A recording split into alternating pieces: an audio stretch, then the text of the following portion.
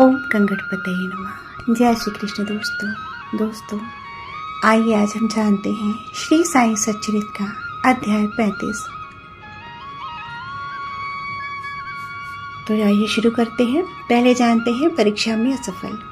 काका महाजनी के मित्र और सेठ निर्भीक मुनक्के बांद्रा निवासी गृहस्थ की नींद न आने की घटना, बालाजी पाटिल नेवासकर बाबा का सर्प के रूप में प्रकट होना, ये सब हम जानेंगे। इस अध्याय में उदी का महात्म्य ही वर्णित है। ऐसे दो घटनाओं को उल्लेख है कि परीक्षा करने पर देखा गया कि बाबा ने दक्षिणा अस्वीकार कर दी।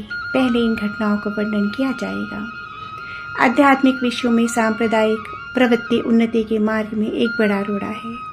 निराकारवादियों से कहते सुना जाता है कि ईश्वर की सगुण उपासना केवल एक भ्रम ही है और संतगण भी अपने सदृशी सामान्य पुरुष हैं। इस कारण उनकी चरण वंदना कर उन्हें दक्षिणा क्यों देनी चाहिए। अन्य पंथों के अनुयायियों का भी ऐसा ही मत है कि अपने सद्गुरु के अतिरिक्त अन्य संतों को नमन तथा उनकी भक्ति नहीं करनी चाहिए। इसी प्रकार की अनेक आलोचनाएं साईं बाबा के संबंध में पहले सुनने में आया करती थी तथा अब भी आ रही हैं। किसी का कथन था कि जब हम शिरडी को गए तो बाबा ने हमसे दक्षिणा मांगी। क्या इसी भांति दक्षिणा इतना एक संत के लिए शोभनीय था? जब वे इस प्रकार आचरण करते हैं तो फिर उनका साधु धर्म कहाँ रहा? परंतु ऐसी भी कई घटनाएं अनुभव में आई हैं कि जिन लोगों ने शिरडी जाकर अविश्वास से बाबा के दर्शन किए, उन्होंने ही सर्वप्रथम बाबा को प्रणाम करके प्रार्थना की। ऐसे ही कुछ उदाहरण नीचे दिए गए हैं। काका महाजनी के मित्र। काका महाजनी के मित्र निराकारवादी तथा मूर्ति पूजा की सर्वथा विरुद्ध थे। कौतूहलवश वे काका महाजनी के साथ दो शर्तों पर शिरडी चलने को सहमत हो गए। पहला, बाबा को नमस्कार न करेंगे और न कोई दक्षिणा ही उन्हें देंगे। जब काका ने स्वीकारात्मक उत्तर दे दिया तब फिर शनिवार की रात्रि को उन दोनों ने बम्बई से प्रस्थान कर दिया और दूसरे दिन प्रातःकाल शिरडी पहुंच के जैसे ही उन्होंने मस्जिद में पैर रखा, उस समय बाबा ने उनके मित्र की ओर थोड़ी देर देखकर उनसे कहा कि अरे आइए श्रीमान पधारिए, आपका स्वागत है। इन वचनों का सुर कुछ विचित्रता सा और उनकी ध्वनि प्रायः उन मित्र के पिता के बिल्कुल अनुरूप थी। तब उन्हें अपने कैलाशवादी पिता की स्मृति हो आई तब और वे आनंद विभोर हो गए। क्या मोहनी थे उस स्वर में। आश्चर्य मुक्त स्वर में उनके मित्र के मुख से निकल पड़ा कि निस्संदेह स्वर मेरे पिताजी का ही है। तब वे शीघ्र ही ऊपर दौड़कर गए और अपनी सब प्रतिज्ञाएं भूलकर उन्होंने बाबा के श्री चरणों पर अपना मस्तक रख दिया। बाबा ने काका साहब से तो दोपहर में तथा विदाई के समय 2 बार दक्षिणा मांगी, परंतु उनके मित्र से एक शब्द भी न कहा। उनके मित्र ने फुसफुसाते हुए कहा कि भाई देखो, बाबा ने तुमसे 2 बार दक्षिणा मांगी, परंतु मैं भी तो तुम्हारे साथ हूँ, फिर वे मेरी इस प्रकार की अपेक्षा क्यों करते हैं? काका ने उत्तर दिया कि उत्तम तो यह होगा कि तुम स्वयं ही बाबा से ये पूछ लो।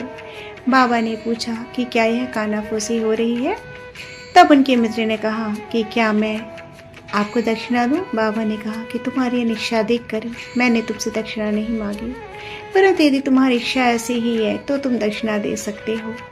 तब उन्होंने 17 रुपये भेंट किए, जितने काका ने दिए थे। तब पापा ने उन्हें उपदेश दिया कि आपने मध्य जो तेली की दीवार है उसे नष्ट कर दो, जिससे हम परस्पर देखकर अपने मिलन का पथ सुगम बना सकें। बाबा ने उन्हें लौटने की अनुमति देते हुए कहा कि तुम्हारी यात्रा सफल रहेगी। यद्यपि आकाश में बादल छाए हुए थे और वायु वेग से चल रही थी, तो भी दोनों सकुशल बम्बई पहुंच गए।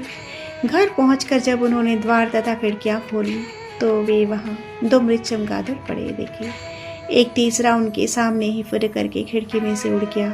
उन्हें विचार आया कि यदि मैंने खिड़की खुली छोड़ी होती तो इन जीवों के प्राण अवश्य बच गए होते, परंतु फिर उन्हें विचार आया कि यह उनके भाग्यानुसार ही हुआ है और बाबा ने तीसरे की प्राण रक्षा के हेतु हमें शीघ्र ही वहां से वापस भेज दिया है। काका महाजनी के सेठ के बारे में जानते हैं।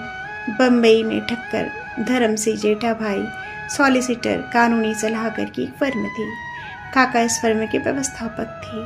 सेठ और व्यवस्थापक के संबंध परस्पर अच्छे थे। श्रीमान ठक्कर को ज्ञात था कि काका बहुधा शिरडी जाया करते हैं। श्रीमान ठक्कर को ज्ञात था काका बहुधा शिरडी जाया करते हैं और वहाँ कुछ दिन रहकर बाबा की अनुमति से ही वापस लौटते हैं। कौतूहलवश बाबा की परीक्षा करने के विचार से उन्होंने भी होलिका उत्सव के अवसर पर काका के साथ ही शिरडी जाने का निश्चय किया। काका का शिरडी से लौटना सदैव अनिश्चित सा ही रहता था, इसलिए अपने अपने साथ एक मित्र को लेकर वे तीनों रवाना हो गए। मार्ग में काका ने बाबा को अर्पित करने हेतु 2 सेर मुनक्का मोल ले लिए।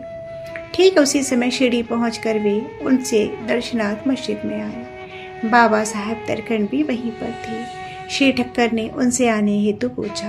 तरखंड ने उत्तर दिया कि मैं तो दर्शनों के लिए ही आया हूँ, मुझे चमत्कारों से कोई प्रयोजन नहीं। यहाँ तो मैं भक्तों की हार्दिक इच्छाओं की पूर्ति होती है। काका ने बाबा को नमस्कार कर उन्हें मुनक्के अर्पित किए। तब बाबा ने उन्हें वितरित करने की आज्ञा दे दी। श्रीमान ठक्कर को भी कुछ मुनक्के मिले। एक तो उन्हें मुनक्का रुचिकर न लगता था, दूसरे इस प्रकार अस्वच्छता से खाने की डॉक्टर ने मना ही कर दी थी, इसलिए वे कुछ निश्चय न कर सके और अनिच्छा होते हुए भी उन्हें ग्रहण करना पड़ा और फिर दिखावे मात्र के लिए उन्होंने मुंह में डाल लिया। अब समझ में न आता था कि उनके बीजों का क्या करें। मस्जिद की फर्श पर तो थूका भी नहीं जा सकता था, इसलिए उन्होंने वे बीज अपनी इच्छा के विरुद्ध अपने खीसे में डाल लिए थे और सोचने लगी कि जब बाबा संत हैं तो यह बात उन्हें कैसे अविदित रह सकती है कि मुझे मुनक्कों से घृणा है। फिर क्या वे मुझे इसके लिए लाचार कर सकते हैं?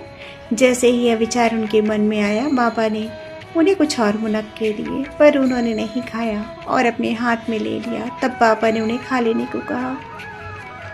उन्होंने आज्ञा का पालन किया और चबाने पर देखा कि वे सब निर्जीव निर्बीज हैं। ये चमत्कार की इच्छा रखते थे, इसलिए उन्हें देखने को मिल गया। उन्होंने सोचा कि बाबा समस्त विचारों को तुरंत जान लेते हैं और मेरी इच्छा अनुसार ही उन्होंने उसे बीज रहित बना दिया। क्या अद्भुत शक्ति है उनमें। फिर शंका निवारणार्थ उन्होंने तरकट से जो समीप ही बैठे हुए थे और जिन्हें भी थोड़े मुनक्के मिले थे पूछा कि किस किस्म के मुक्के तुम्हें मिलेंगे। उत्तर मिला, अच्छे बीजों वाले मुनक्के। श्रीमान ठक्कर को तब और भी आश्चर्य हुआ और तब उन्होंने अपने अंकुरित आत्मविश्वास को दृढ़ करने के लिए मन में निश्चय किया कि यदि बाबा वास्तव में संत हैं तो अब सर्वप्रथम मुनक्के काका को ही दिए जाने चाहिए। इस विचार को जानकर बाबा ने कहा कि अब पुनः वितरण काका से ही आरंभ होना चाहिए। यह सब प्रमाण भी श्री ठक्कर के लिए पर्याप्त था।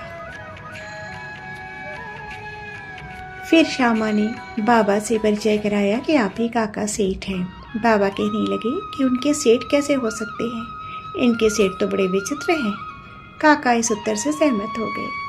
अपनी हट छोड़कर ठक्कर ने बाबा को प्रणाम किया और बाड़े को लौट आए। मध्याह्न की आरती समाप्त होने के उपरांत वे बाबा से प्रस्थान करने की अनुमति प्राप्त करने के लिए मस्जिद में आए।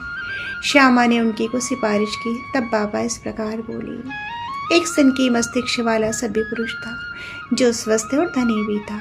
शारीरिक तथा मानसिक व्यथाओं से मुक्त होने पर भी वह स्वतः ही अनावश्यक चिंताओं में डूबा रहता और व्यक्ति यहाँ वहाँ भटककर शांत बना रहता था। कभी वह स्थिर और कभी चिंतित रहता था।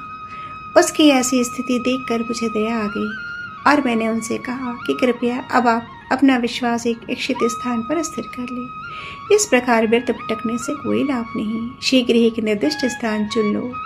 इन शब्दों से ठक्कर की समझ में तुरंत आ गया कि यह तो सर्वथा मेरी ही कहानी है। उनकी इच्छा थी कि काका भी हमारे साथ लौटकर। बाबा ने उनका ऐसा विचार जानकर काका को सेठ के साथ लौटने की अनुमति दे दी। किसी को विश्वास न था कि काका इतने शीघ्र शिरडी से प्रस्थान कर सकेंगे। इस प्रकार ठक्कर को बाबा के विचार जानने की कला का एक और प्रमाण मिल गया। तब बाबा ने काका से 15 रुपये दक्षिणा मांगी और कहने लगे, यदि मैं किसी से 1 रुपया दक्षिणा लेता हूँ तो उसे 10 गुना लौटाया करता हूँ। मैं किसी की कोई वस्तु बिना मूल्य नहीं लेता और न तो प्रत्येक से मांगता हूँ। जिसकी ओर फकीर मेरे गुरु इंगित करते हैं उससे ही मैं मांगता हूँ। और जो गत जन्म का ऋणी होता है उसकी ही दक्षिणा स्वीकार हो जाती है। दानी देता है और भविष्य में सुंदर उपज का बीजारोपण करता है। धन का उपयोग धन और उपार्जन के लिए ही निमित्त होना चाहिए। यदि धन व्यक्तिगत आवश्यकताओं में व्यय किया गया तो यह उसका दुरुपयोग है। यदि तुमने पूर्व जन्मों में दान नहीं किया है तो इस जन्म में पाने की आशा कैसे कर सकते हो। इसलिए यदि प्राप्ति की आशा रखते हो तो अभी दान करो। दक्षिणा देने से वैराग्य की वृद्धि होती है और वैराग्य प्राप्ति से भक्ति और ज्ञान दोनों बढ़ जाते हैं। 1, 2 और 10 गुना लो। इन शब्दों को सुनकर श्री ठक्कर ने भी अपना संकल्प भूलकर बाबा को 15 रुपए भेंट किए। उन्होंने सोचा कि अच्छा ही हुआ जो मैं शिरडी आ गया। यहाँ मेरे सब संदेह नष्ट हो गए और मुझे बहुत कुछ शिक्षा प्राप्त हो गई। ऐसे विषयों में बाबा की कुशलता बड़ी अद्वितीय थी। यद्यपि वे सब कुछ करते थे फिर भी वे इन सब से अलिप्त रहते थे। नमस्कार करने या न करने वाले, दक्षिणा देने या न देने वाले दोनों ही उनके लिए सामान्य थे। उन्होंने कभी किसी का अनादर नहीं किया। यदि भक्त उनका पूजन करते तो इससे उन्हें कोई प्रसन्नता होती और यदि उनकी कोई अपेक्षा करते तो ना कोई दुख होता। वे दुख और सुख की भावना से परे हो चुके थे। अब अनिद्रा के बारे में जानते हैं। बाबा के एक महाशय कायस्थ प्रभु बहुत दिनों से नींद न आने के कारण अस्वस्थ थे। जैसे ही वे सोने लगते उनके स्वर्गवासी पिता स्वप्न में आकर उन्हें पूरी तरह गालियां देने लगते थे। इससे निद्रा भंग हो जाती और रात्रि भर अशांति महसूस करते थे। हर रात्रि को ही ऐसे ही होता था जिससे वे कर्तव्य विमूढ़ हो गए थे। एक दिन बाबा के भक्त ने उन्होंने इस विषय में परामर्श किया। उन्होंने कहा कि मैं तो संकट मोचन सर्व पीड़ा निवारणी उदी को ही इसकी रामबाण औषधि मानता हूँ। रजो शीघ्र ही लाभदायक सिद्ध होगी। उन्होंने एक उदी की पुड़िया देकर कहा कि इसे शयन के पूर्व माथे पर लगाकर अपने सिरहाने पर रखो। फिर तो उन्हें निर्विघ्न प्रगाढ़ निद्रा आने लगी। यह देखकर उन्हें महान आश्चर्य आनंद प्राप्त हुआ। यह क्रम चालू रखकर वे सब साईं बाबा का ध्यान करने लगे। बाजार से उनका एक चित्र लाकर उन्होंने अपने सिरहाने के पास लगाकर उसका नित्य पूजन आरंभ कर दिया। प्रत्येक गुरुवार को वे हार और नैवेद्य अर्पण करने लगे। वे अब पूर्ण स्वस्थ हो गए और पहले के सारे कष्टों को भूल गए। आप जानते हैं बालाजी पाटिल नेवासकर के बारे में। ये बाबा के परम भक्त थे। ये उनकी निष्काम सेवा किया करते थे। दिन में जिन रास्तों से बाबा निकलते थे उन्हें वे प्रातः काल ही उठकर झाड़ू लगाकर पूर्ण स्वस्थ रखते थे।